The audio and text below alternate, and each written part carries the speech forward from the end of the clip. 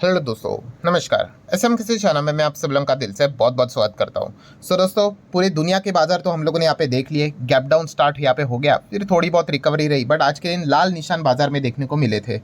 सो American market का हर कोई इंतजार कर रहा था कि कैसे ओपन होगा और उसके बाद क्या होगा। तो अमेरिकन मार्केट भी आप देख सकते हैं, काफ़ी ज़्यादा अमेरिकन मार्केट में भी खलबली मची हुई है। मतलब ज़बरदस्त तेज़ी भी आई थी, गैप डाउन ही स्टार्ट हुआ था, फिर एकदम एक जंप आ गई एंड फिर उसके बाद नीचे ही यहाँ पे हम लोग को ट्रेड करते हुए देखने को मिल रहा है। अभी वापस हम कह सकते हैं प्रीवियस क्लोज के ही करीब आ चुका है। अपलोड होते होते क्या पता गिरावट हो जाए, तेजी आ जाए, बट यस, पूरे दुनिया भर के बाजार में वॉलेटिलिटी हम लोग को देखने को यहाँ पे मिल रही है। अनसर्टेनिटी के चलते हर कोई परेशान होते हुए देखने को यहाँ पे मिल चुका है। ठीक है, नेक्स्ट इसके आखिरी वीडियो में भी हम लोग थोड़ा बहुत चेक करेंगे कि अमेरिकन मार्केट कौन से डायरेक्शन में गया है, बट फिलहाल हम कह सकते हैं दोस्तों यस, ट्रंप की अगर हम लोग बात कर ले तो ट्रंप ने एक और चेतावनी यहाँ पे जारी की है। कौन सी? क्रूड ऑयल को लेकर। आप सभी लोगों को पता ही है दोस्तों कि क्रूड ऑयल काफ़ी ज़्यादा फोकस में है एंड ट्रंप ने यहाँ पे फिलहाल तो बताया है कि क्रूड को लेकर keep oil price down, oil के प्राइस नीचे रखो, आई एम वॉचिंग, मेरा ध्यान है यहाँ पे। ठीक है, क्यों? क्योंकि मिडल ईस्ट में ज़बरदस्त लेवल पे टेंशन हम लोग को देखने को यहाँ पे मिल रहा है। मतलब क्या है दोस्तों कि यहाँ पे इनकरेज कर रहे हैं डोनाल्ड ट्रंप, जितना हो सके और ज़्यादा ड्रिल करो। ड्रिल करो मतलब और ज़्यादा क्रूड का प्रोडक्शन करते जाओ करते जाओ करते जाओ।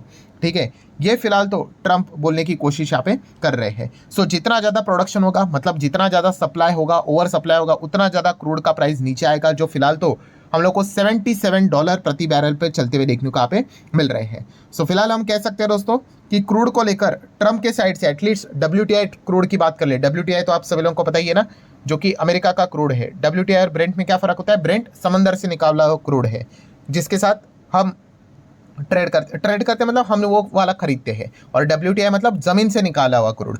ठीक है, यूजुअली ऐसा बोला जाता है कि समंदर से निकाला हुआ क्रूड अच्छा रहता है करके। ठीक है, ये तो अभी आपको केमिकल से रिलेटेड काम करने वाले, जो ऑयल वाल से रिलेटेड काम करने वाले, वही आपको बता सकते हैं। एनीवेज, सो ट्रंप ने यहाँ पे क्या वार्निंग दी है कि यस, क्रूड को जितना हो सके ज़्यादा ड्रिल करो, मतलब ज़्यादा निकालो, एक्सट्रैक्ट करो एंड प्राइजेस उसको नीचे रखो, मैं ध्यान रखे हुए हूँ। ये पॉइंट उन्होंने फिलहाल तो बोला हुआ है।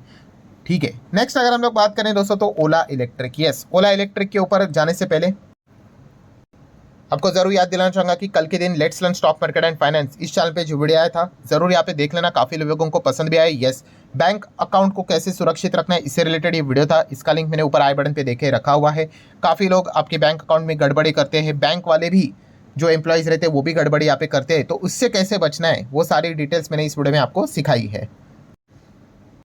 तो आप चाहो तो उस वीडियो को देख सकते हैं। फिलहाल इसी को कंटिन्यू कर रहे थे, ओला इलेक्ट्रिक। ओला इलेक्ट्रिक तो भाई इसको तो झटके ही लग रहे हैं, लगातार गिरावट एंड आपको बताइए मल्टीपल हम लोग को ब्लॉक डील्स यहाँ पे बार बार देखने को यहाँ पे मिल रही है।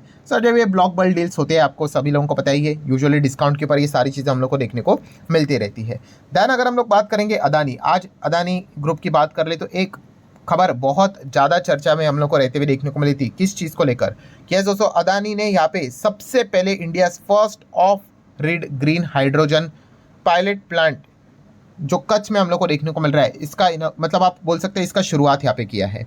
ठीक है, एंड इस चीज़ के चलते जो लोग कहेंगे कि कौन से कंपनी को स्टडी करना चाहिए, तो दोस्तों बस एक ही कंपनी जो कि इनकी फ्लैगशिप कंपनी है, अदानी एंटरप्राइज, जिसका कोई नहीं है भाई, उसका अदानी एंटरप्राइज ही है। इसी के पेट से आपको बहुत सारे ये जो अदानी के इतने कंपनीज आपको देखने को मिल रहे हैं ना, पहले इतने नहीं थे, बहुत कम थे वो। जैसे ही बाद में अगर हम लोग पिछले 10 साल में बात करें तो मल्टीपल ये अदानी ग्रुप से रिलेटेड ये जो कंपनियां हैं वो हम लोग को धीमे धीमे करके लिस्ट होते हुए देखने को मिली। सो जिनके पास एंटरप्राइज था उनको बाय डिफॉल्ट हम लोग को शेयर्स मिलते हुए देखने को यहाँ पे मिले थे। आने वाले समय में और भी अदानी ग्रुप के आईपीओज हम लोग को आते हुए देखने को मिलेंगे।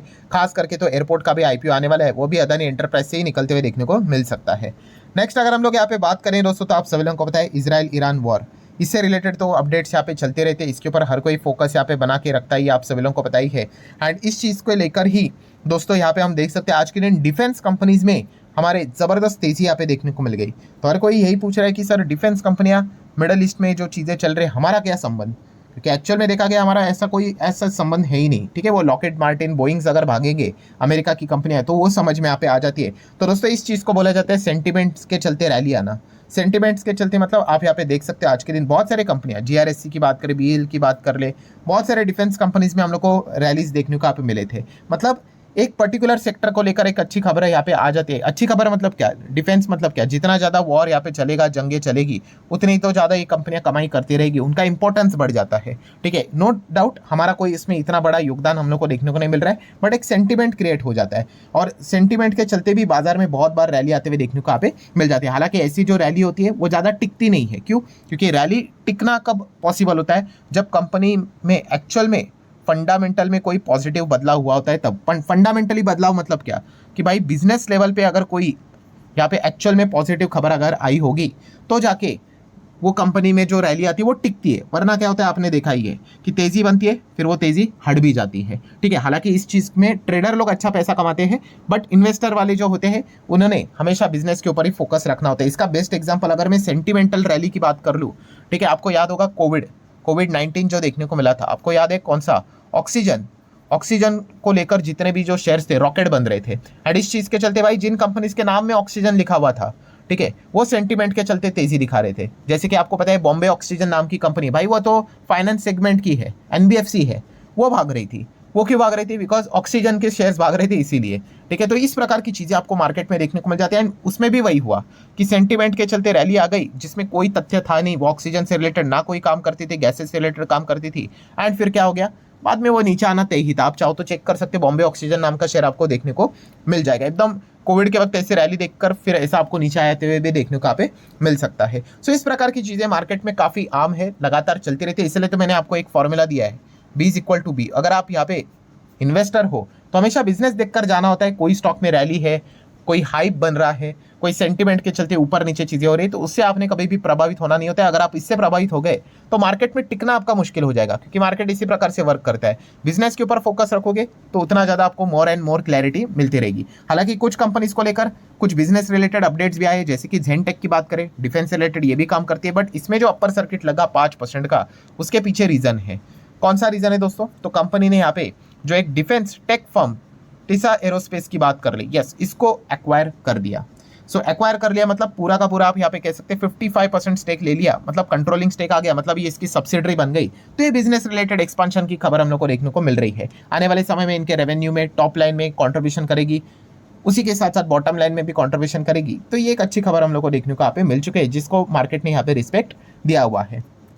नेक्स्ट अगर हम लोग बात करें दोस्तों, तो FIs DIs एक्टिविटीज काफी अफरा तफरी यहाँ पे भी हम लोग को देखने को मिल रही है। कभी खरीद रहे, कभी बेच रहे। आज के दिन गिरावट देखने को मिली थी, तो अनुमान था भाई FIs थोड़ा सा बेचेंगे, तो यस वैसा ही कुछ हुआ है। 1977 करोड़ के आसपास का माल उन्होंने बेचा है, बट DIs लगातार लगे पड़े हुए, आप देख सकते हो 3,2500 करोड़ का माल उन्होंने यहाँ पे खरीदा है। बीच में बस एक ही बार उन्होंने माल यहाँ पे बेचा था, जब FIs ने यहाँ पे बड़ी खरीदारी की थी, बट वो एक्सेप्शन चीज हम लोग को देखने को यहाँ पे मिल रही है।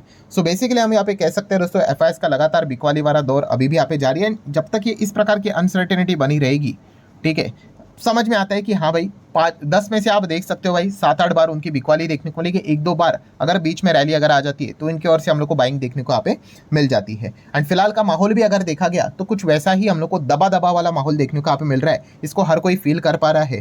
ठीक है, दबा वाले माहौल में क्या होता है कि पता नहीं है भाई कि लेट नाइट कौन सी खबर निकल कर यहाँ पे आ जाए एंड आगे जाके बाजार का डायरेक्शन ही चेंज हो जाए। सो इस प्रकार के माहौल में हम कह सकते हैं यूजुअली इंस्टीट्यूशन हम लोग को बिकवाली करते हुए देखने को मिल जाते हैं, एंड वही FIs फिलहाल तो कर रहे हैं। देन दोस्तों बात करेंगे तो IPO, यस IPO की चर्चा हो रही है, तो केवल एक ही IPO रडार पे देखने को मिल रहा है, वो है HDB फाइनेंशियल। इसके ऊपर तो मैं ऑलरेडी एक वीडियो यहाँ पे बना चुका हूँ, बट यस एक और IPO है दोस्तों, जिसको आप चाहो तो स्टडी कर सकते हो दोस्तों, जो कि है global civic project private limited, GCP की अगर हम लोग यहाँ पे बात कर ले तो इसका भी IPO हम लोग को फिलहाल तो देखने को यहाँ पे मिल रहा है। सो ग्लोब सिविल प्रोजेक्ट, इस IPO की चर्चा अभी क्यों हो रही है? तो दोस्तों इसके पीछे का रीजन भी बता दूंगा। पहले तो आप देख सकते हो IPO ओपन कल हो रहा है 24 तारीख को, क्लोज हो जाएगा 26 तारीख को।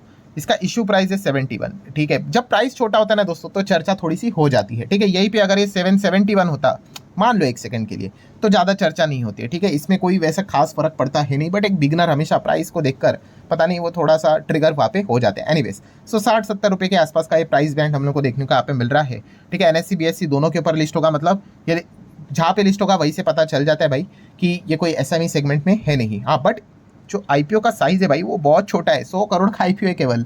ठीक है, मतलब लगने के चांसेस तो एकदम ही कम हम लोग को देखने को मिल जाते हैं। 10 का हम लोग को फेस वैल्यू फिलहाल तो देखने को यहाँ पे मिल रहा है। हालांकि आप यहाँ पे देख सकते हो अलॉटमेंट की जो डेट है टेंटेटिव है, स्टार लगा है, मतलब पॉसिबिलिटी वाली बताई जा रही। 27 को पता चलेगा, 30 तक रिफंड, 30 तक शेयर क्रेडिट हो जाएंगे, एंड लिस्ट शायद से 1 जुलाई को हम लोग को होते हुए देखने को यहाँ पे मिल सकता है। अभी हुआ क्या है, एचडीबी के ऊपर पूरा मीडिया का कैमरा गया है, तो इसलिए ऐसे आईपीओस के ऊपर हम लोग को कैमरा देखने को नहीं मिल रहा है। और ये अभी पॉपुलर क्यों हो रहा है मैं आपको बताता हूँ। अभी 17 तारीख को इसका जीएमपी आप देख सकते हो 9.86 था, फिर 18 तारीख को ये बढ़कर 12.5 क्रॉस किया, फिर 19 को 15.5 के आसपास चला गया, फिर 20 की अगर हम लोग बात कर ले 18 को क्रॉस किया, देन 21 भी सेम ही था 18 के आसपास, फिर 22, फिर 23, अभी की बात करें अभी 21 तक जाते हुए देखने को मिला है। मतलब क्या है, जीएमपी जो लगातार यहाँ पे बढ़ा है, तो अब जाके इसकी चर्चा हो रही है। ठीक है, सो अगेन कह रहा हूँ दोस्तों, ये जो जीएमपी जो रहता है ग्रे मार्केट प्रीमियम, भाई ये कोई पक्की वाली बात नहीं होती कि ऐसा ही रहेगा करके, लिस्ट होने के लिए ये बदल भी सकता है कभी भी। ठीक है, वो किसी के हाथ में नहीं होता है दोस्तों, वो तो मार्केट में फ्लक्चुएशंस चलेंगे वैसा रहता है। जिसका आईपीओ का जीएमपी जिस प्रकार से आप देख सकते हो 7 का जीएमपी, अभी आप चेक कर सकते हो 15 तक यहाँ पे आ गया, मतलब नीचे से तो डबल हो गया। ठीक है, तो ये ऊपर से नीचे भी यहाँ पे आ सकता है। ठीक है, ये चीज़ें क्वाइट पॉसिबल रहती है मार्केट में, तो हमेशा संभल कर रहना चाहिए। जो लोग खास करके आईपीओ में सिर्फ जीएमपी देखकर रिस्क लेने का विचार करते हैं, तो उन्होंने सेकंड साइड भी जरूर फोकस में यहाँ पे रखनी चाहिए। ठीक है, सो ऑब्वियसली पहले कंपनी के बिजनेस को प्रॉपरली स्टडी कर लेना, फिर उसके बाद आपको जो सही लगता है आप डिसीजन यहाँ पे ले सकते हो। तो ये आईपीओ थोड़ा सा छुपा रिस्तम या फिर हिडन क्यों रहा, बिकॉज एचडीबी फाइनेंशियल्स के ओर ही हम लोग को कैमरा ज़्यादा देखने को मिले। इनफैक्ट अगर देखा गया और ऐसे और भी 4-5 आईपीओ हम लोग को देखने को मिल रहे हैं। ठीक है, बट वहाँ पे ज़्यादा हम लोग को फोकस देखने को यहाँ पे नहीं मिल रहा है। सो आप चाहो तो इनको भी स्टडी यहाँ पे कर सकते हो। आशा करता हूँ वीडियो हेल्पफुल लगा होगा, चाहो तो लाइक एंड शेयर कर देना। मिलते हैं नेक्स्ट वीडियो में, तब तक के लिए बाय।